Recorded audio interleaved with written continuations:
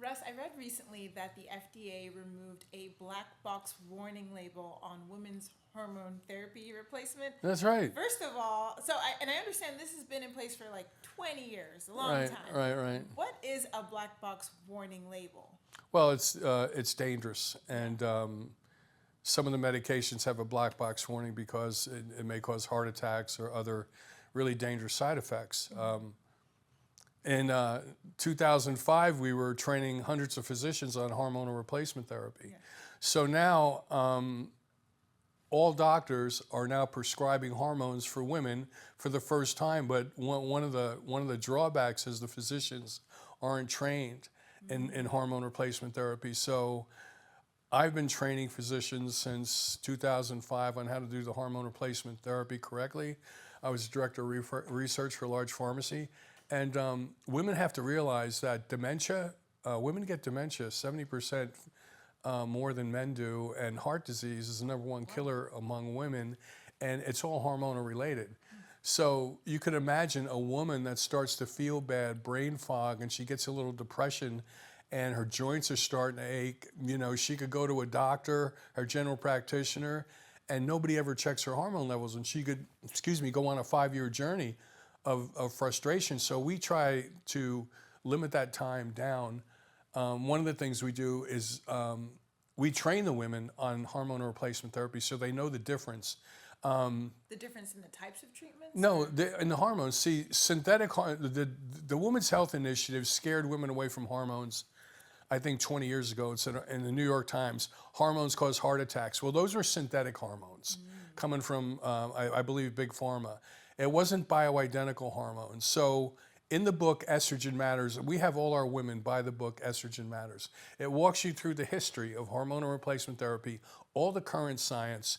So anytime I get a woman that wants to come on the program, I go, please get this book and read the book with your husband so he can understand your symptoms. Because, you know, hormonal deficiencies and these signs and symptoms hit women really fast, almost out of the blue, and it confuses everybody in the family, and it scares the hell out of the women because she don't understand why she's feeling this way. Well, perimenopause and women start losing hormones in their 30s, and it progressively gets worse. So the book Estrogen Matters is really important. That's a shout out to the book. The author is great, and it's a lot of research that could walk women through the 20-year evolution and train her what questions to ask her doctor. Because a lot of physicians will say, now that the black box warning is off, they end up just treating hormones in isolation. Well, you can't. You've got to look at the adrenal glands, you got to look at thyroid, you got to look at the diet, you got to look at the exercise. And like I was telling you earlier, I had one woman that wasn't responding to the hormone replacement therapy, and I started asking her more questions, drilling down on what's going on, and she had 3 friends that were going through a divorce, using her as a support system. And that stress was lowering her hormone levels, so that was a problem. So you've got to get outside factors Yeah. will affect that. Exactly. Physical, mental, and emotional stress elevate the stress hormone cortisol and lowers all the hormones in a woman's body. And estrogen, progesterone, testosterone all elevate the feel-good chemicals in the brain, serotonin and dopamine and norepinephrine, which is all very important. So if you think about it, if a woman ends up in a psychiatrist's office and she goes to therapy for 10 years, I'm not shooting that down, but she's getting put on these antidepressants when nobody's checking her hormone levels, which directly impact her brain. So we're training psychiatrists right now just to follow the metabolism and think outside the box a little bit. And diet can affect your brain chemistry and how you feel. Absolutely. And we like training couples because, you know, men say, I don't understand what's happening to my wife. The women say, I don't understand what's happening to my husband. He's not the same guy. Well, get on the same page and understand that their hormone levels are low and these are the symptoms. And they go, oh, well, you know what? He's not being an idiot. He's just having a real difficult time because he has deficiencies, right? Wow. Yeah. And with the 20 years, I mean, just acknowledging that, that's a long time. Why? I know you said this mistake happened because it was attributed to synthetic hormones that were causing heart attacks, right? Right. Well, tell me, like, how did this change around? And for some people, I mean, if a warning has been in place for 20 years, they're going to be hesitant or weary to just trust a new study that's like, oh, just kidding, never mind, everything's okay. So can you just kind of talk us through that? Yeah, it's sort of like the fat. You know, fat caused heart attacks for 20 years. Now that's completely wrong, and they reversed it. And they said it's not fat that causes heart attacks, it's sugar and simple carbohydrates. So everybody's going, wait a minute, I don't have to go on a cholesterol-lowering drug? Yeah. And then you educate people, okay? You say, listen, your liver produces 800 to 1,000 milligrams a day of cholesterol. Cholesterol is needed to make every hormone in your body. It's cholesterol that makes testosterone, estrogen, thyroid. How could it be bad?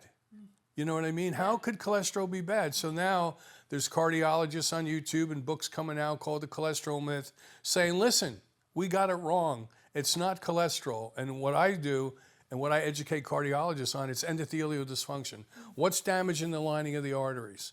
When I was studying endurance athletes and triathletes and runners that were having heart attacks, they all had normal cholesterol. What was causing the heart attacks? Again, everybody's biochemically unique. Medicine always evolves. And people, like you ask anybody that has a disease or they're going through something, you ask them the right questions, they'll give you a wealth of information. And then the right blood tests are never ordered. Like there is no heart disease program for women that focuses on women's gender, right? Isn't that amazing? Now breast cancer all day long. Cause of death. I mean, so women are being treated like little men, and you know, there's another opportunity there that I see, you know. And I want to go back to what you said about the estrogen levels start dropping in their 30s. So does that mean there's a time frame for when these hormone replacement therapies are effective or necessary, or is there, you know, can younger people benefit from this? Is it, you know, just once levels start to drop, how does one determine if they're a candidate for treatment? Well, I think women in their 30s, some of them in their in their early 20s, should start getting tested for hormonal deficiencies, just for their own personal health, and they could track it over time. Now, with the toxins in the environment, with the people that are eating a poor diet, with obesity being on the rise, you know, everything is interconnected. So if you're carrying a lot of extra body fat, your inflammation markers are going to be elevated, and it's going to cause hormonal deficiencies. So a lot of women, a lot of people right now are taking the Ozempic and the GLP-1 to lose weight. Well, it's causing a lot of muscle wasting. Like I told the doctor the other day, he said, my clients are going into muscle wasting. I go, I understand that. So I said, why don't you scan their bodies to look at, use an IDEXA scan and look at their body fat to muscle ratio, and then get them on hormone replacement therapy to maintain their muscle mass while they're on Ozempic. And they go, that makes sense. So, I mean, we're trying to give real information. I train the physician, I help educate, you know, the patient so they could come together and have more of a therapeutic relationship instead of just flying by the seat of their pants. You know, people are spending $1,000, $1,500 a month on the GLP-1, on the semaglutide, and a lot of them are having a lot of problems with it. Again, I'm not shooting anything down. I'm just saying everybody's biochemically unique. Everybody needs a different dosing, and it affects multiple metabolic systems of your body. It's not just a quick fix. GLP-1s? Yeah. You got to be careful with it. But you're not saying no to that. You're just saying people need to be doing their due diligence in learning how it's going to affect them with the muscle and the fat. Yeah. People just, you know, people look at the scale. The scale doesn't tell you your body fat to muscle ratio. So people are losing weight, they're buying new clothes, hurrah, they're having a party. I get it. But if your muscle mass is gone, when you get in your 50s, 60s, and 70s, and me taking people into nursing homes in the 80s that had no muscle, in order to live, your muscles are a reservoir for vitamins, minerals, and amino acids. And I used to remember when I was a kid, I would take women into the hospital that broke a hip, and they would die in the hospital when the doctors back then knew it was because they had no muscle mass. They had nothing to recover with. So osteoporosis is hormonally related. Heart disease is hormonally related. Just throwing hormones at a women trying to correct deficiencies and not looking at their diet, not looking at their nutritional deficiencies, not looking at their current stress levels. You see, what we're interviewing innovative physicians now that save people time. I don't want to see a woman that's already have brain fog, she's already dealing with depression, have to go to 3 to 4 different doctors a month, and then none of those doctors are on the same page. She gets more frustrated. Okay, she's losing her keys. She doesn't understand why she's breaking down and crying, and she's not getting any answers. And her husband and the family are like, "What? You know, what's wrong with mom?" Well, mom's not getting any help from traditional medicine, and that's where we come in. And what you mentioned earlier, just with the fact that this black box label has been removed and every doctor is suddenly a hormone expert and throwing out, recommendations. Tell us about, continue that separation of what makes you different from all these other doctors. You've been doing this long before the black box label. Right. I think, for instance, looking at multiple metabolic systems of the body, the best way I describe it is if I'm looking at you right now and I could open you up and there's a watch in there with all the gears. Yeah. We're not just looking at hormones. Okay, we're looking at your intestinal tract. We're looking at your gut, your second brain. You are not what you eat, you are what you absorb. What if I just throw estrogen and thyroid at you and then send you on your way and you're feeling bad? What are we going to do next? So we've got to look at your nutritional deficiencies, your hormone deficiencies. What's your current lifestyle like? Are you working 90 hours a week? Are you in a bad relationship? Are your kids driving you crazy? All those things come into play that nobody looks at. But the psychiatrist will talk to you for an hour for $300. Your general practitioner will talk to you. The guy at Whole Foods wearing the Tevas and the dreadlocks will give you a lot of good information, but you don't get well. Yeah. So we want to educate you on how to get well, and we want to put you in front of the doctors that will help you get there.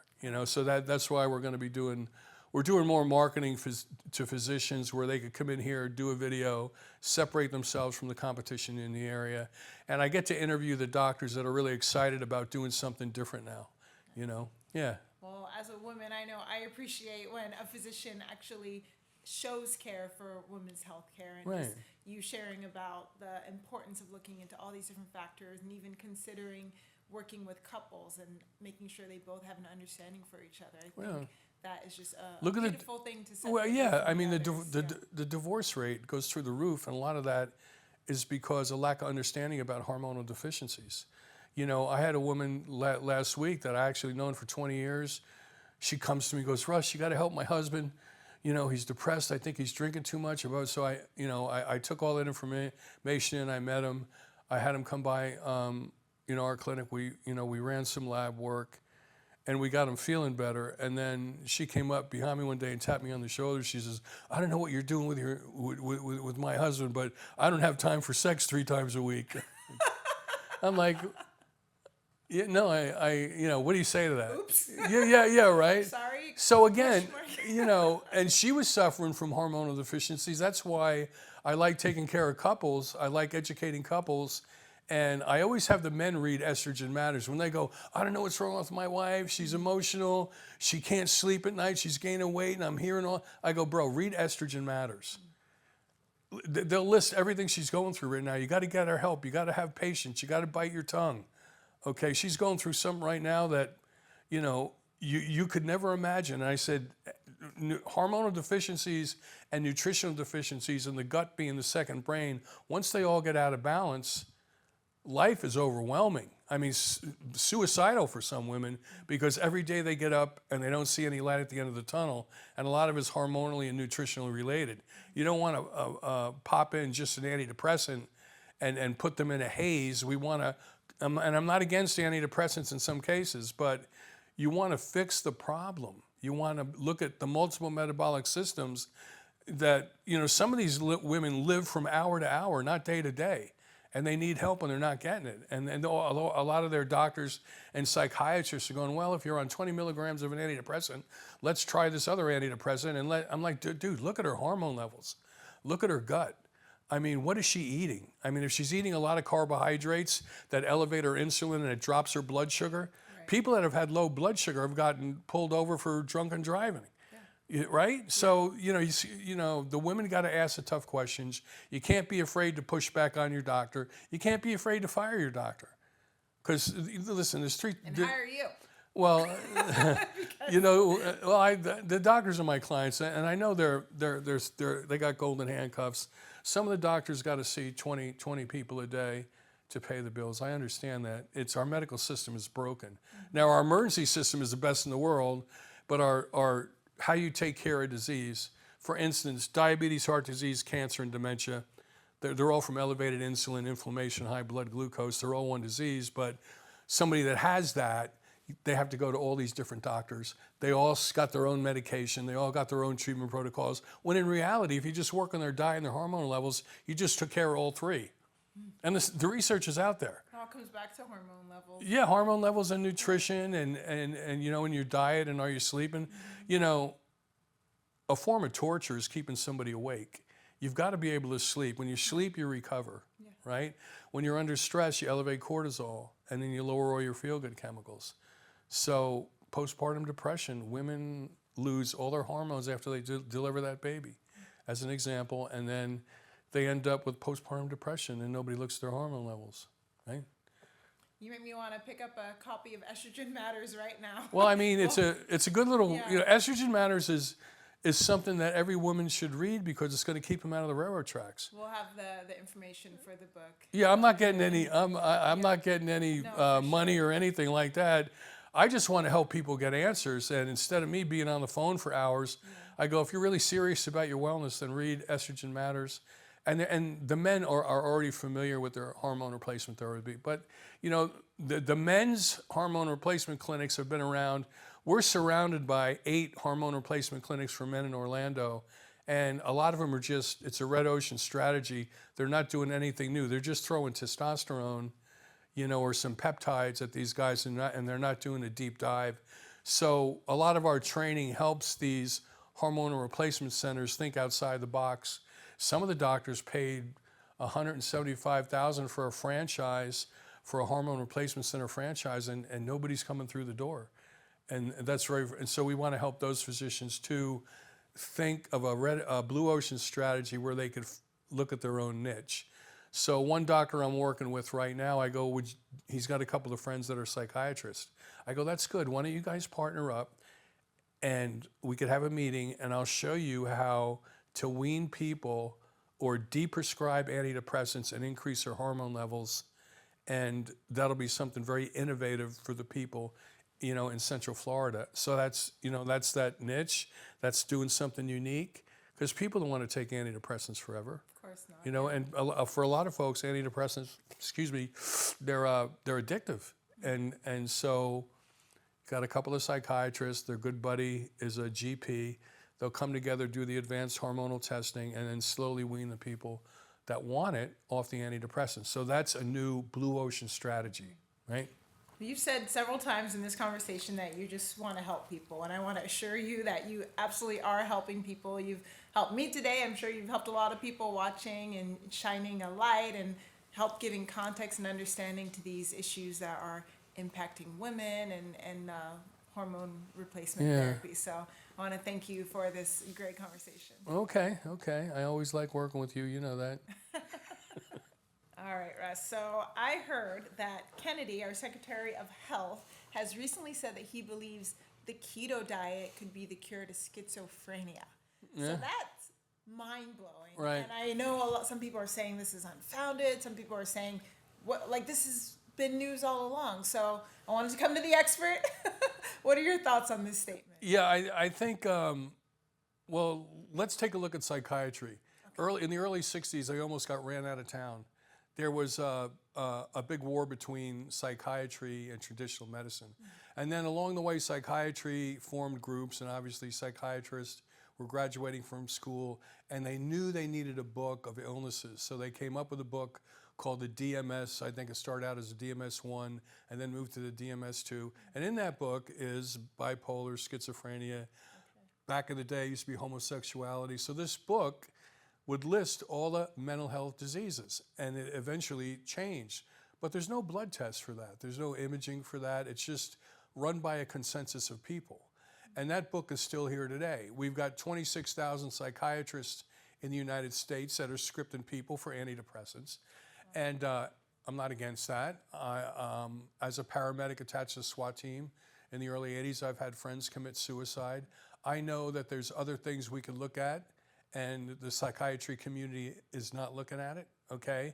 One of the Dr. Palmer from Harvard wrote a book and says all mental illness is a metabolic disease. All of it. All mental illnesses. And just like Dr. Seyfried with cancer, he says cancer is a metabolic disease. So once you peel the layer back on the onion and understand how the physiology works, let me give you an example. If you're dealing with depression, it could be tied to your gut, your brain, which is your intestinal tract, which is the second brain. Okay, depression in women can be from low estrogen, low progesterone, okay, low testosterone. But do psychiatrists look at that? No. You see what I mean? So are they looking at diet? No. So women and men that have a high carbohydrate diet and they spike their insulin levels, and then insulin is released, and then they drop their blood sugar and they start shaking. Look at all the symptoms of low blood sugar. Look at all the symptoms of hypoglycemia. Correct. And you'll see all the mental health systems pop up. So somebody may have a blood sugar problem, and they may go to their doctor, and the doctor goes, well, we ran a bunch of labs. Your labs look normal. We need to send you to a psychiatrist. And the psychiatrist says, well, since your labs are normal and you're having these symptoms, which is from diet, let us put you on an antidepressant. Well, with diet, let's go back to the keto diet. I want to know what is it about the keto diet that is triggering what they're calling this cure in schizophrenia. And maybe going back even further, you could just give an overview of what the keto diet actually is. Well, the Charlie Foundation, this is really interesting. There's a guy named Abrams. He was a Hollywood producer, and his son was having seizures, his baby, newborn son. And he went to 5 different neurologists, and no help. And he finally read a study about the ketogenic diet, and he put his son on the ketogenic diet after his son had neurosurgery, and it stopped the seizures.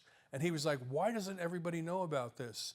So he started the Charlie Foundation to educate doctors on how the ketogenic diet can stop seizures in the brain, okay, in the brain. Wow. All right, and he also followed that up with a movie with Susan Sarandon, I believe, called Lorenzo's Oil. Okay. All because of what happened. Yeah. So if the ketogenic diet, here's, let me try to break it down for you. You got the Randall cycle in the body. Let's say we got a fork in the road. If we go left, you're going to be burning glucose. If we go right, you're going to be burning ketones or burning fat. When you're burning ketones, and you could do it with the Ketone Mojo monitor and shift your body from burning glucose to burning fat, that enhances your brain chemistry. When you start burning ketones, you could track that, and on a cellular level, you're creating more energy. All right? Isn't that cool? Throughout your whole body. And here's another thing. Well, we don't know if the ketogenic diet affects the brain. Yeah, do the studies. Remember, our media and big pharma, everybody's controlling us to what we see. Once you go on the ketogenic diet, and you could test yourself. Well, how do you go on the ketogenic diet? Some people might not have heard this term and not actually understand what that is. You could Google it. It's everywhere. Everybody's talking about the ketogenic diet, intermittent fasting. Okay, and these two things are healing, and they're very popular. When you do intermittent fasting, you also produce ketones. So ketones are life-saving, and they also increase brain-derived neurotropic factor, which stimulate the growth of new brain tissue. So mental illness could be tied directly to the metabolism and diet and hormonal levels. Like I said, women with low estrogen end up with depression, women with low progesterone, women with low thyroid, okay, can all end up with depression. Now you add that with the diet. Who's checking all this for a woman when she goes through the program? Most women and men start feeling bad, and they go on a 5-year journey of self-discovery before they get answers themselves. So we're trying to cut that time down in half by sharing this. So the ketogenic diet is everywhere. Everybody's talking about it. It's in all the books. Even the food pyramid has changed, right? Absolutely. Okay. That's another new there thing. used to be 13 bread groups in the bottom. Flipped right upside down. Yeah, and all of a sudden, fat doesn't cause heart attacks. And a cardiologist wrote a book called The Cholesterol Myth. So everything in real time is changing.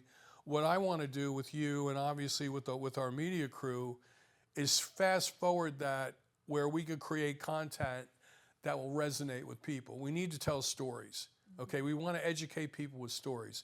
If I tell you a phone number, my phone number right now, you wouldn't remember it. But if I tell you a joke, which is a short story, you can leave here and repeat the joke, Yeah. right? A joke has a middle, beginning, and ending. So by us sharing stories, it's going to resonate with the people, right? Absolutely. I want to touch on, I'm glad you brought up the food pyramid, because that was very interesting out of the White House, a brand new food pyramid with meat being one of the primary factors at the top, encouraging an increase in our protein intake. What are your thoughts on that? I think there is essential amino acids from protein that the body needs every day. There are essential fatty acids, okay, that the body needs every day. There are no essential carbohydrates. Your body doesn't need carbohydrates. Why? Because of something called gluconeogenesis. If the body needs sugar, it will convert the protein to sugar, okay? And what are you gonna say Physiologically. about all the endurance athletes and runners who are gonna have their pitchforks out at you saying that they don't need the carbs? Right. What are you gonna say? And in fact, you know, I was a triathlete, endurance athlete for 20 years. My most frustrating thing is, you know, I'm running 30 miles a week, I'm cycling 400 miles a week, and I'm swimming about 20,000 yards. Why am I carrying a lot of body fat? See, if it's calories in, calories out, I'm doing all this exercise. And then I would, after a big race, I would go to the finish line and I would watch all the people coming across the finish line, and I would look at a lot of them like, if calories in, calories out, and they're doing all this training, why are these people carrying excess body fat?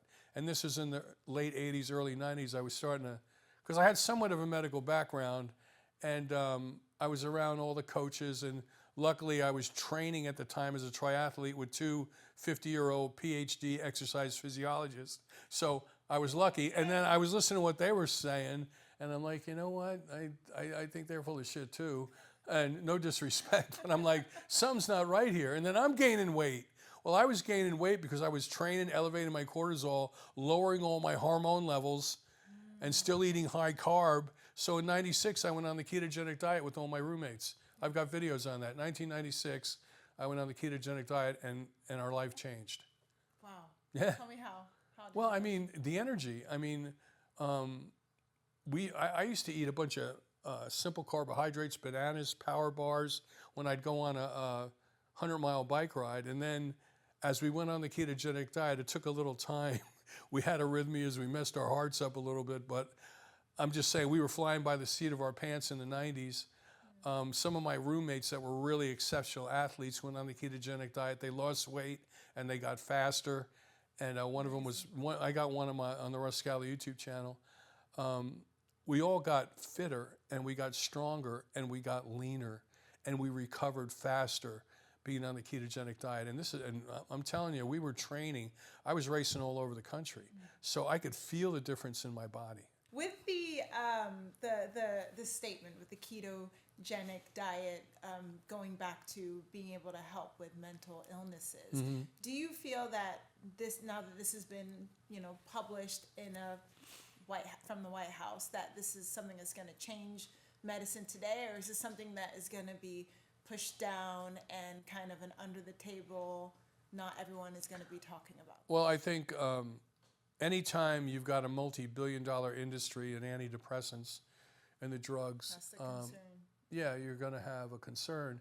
And if you think about it, the psychiatric community, with all their labels, schizophrenia, bipolar, anxiety disorder, I know people need help, and when you're talking to somebody, that could help them get through hour to hour. I understand that that's important to be with somebody you resonate with, but also you've got to look at the metabolism. Psychiatry, the future, is going to focus on diet, hormonal replacement therapy, and the microbiome, the gut, which is considered the second brain. Because you are not what you eat, you are what you absorb. And fat distribution is genetically determined, hormonally regulated. Yeah. Right? Fat distribution is genetically determined, hormonally regulated. So women that are gaining weight, I met clients that went to bariatric surgery. They had part of their stomach and intestinal tract removed for, $20,000, $25,000. And now they're limiting the food that's going into their gut, and now they're mining nutrients from their own tissue for the rest of their life. And I listened to all the stories, and I think there's got to be a better way. I think so, and I think you have a lot of the ideas behind these better ways. Where can people go for more information from you and to learn more about what you offer at Russ? I've got a lot on the Russ Scala YouTube channel. You could kind of scroll. I think we got over 300 videos, educational videos on a wide variety of topics. And you could go to Scala Precision Health, my website, and look at the programs that we have. And then you could always reach out to me and call me. I do free consults like every week from all around the U.S. Amazing. Thank you so much. We appreciate that. Okay, cool.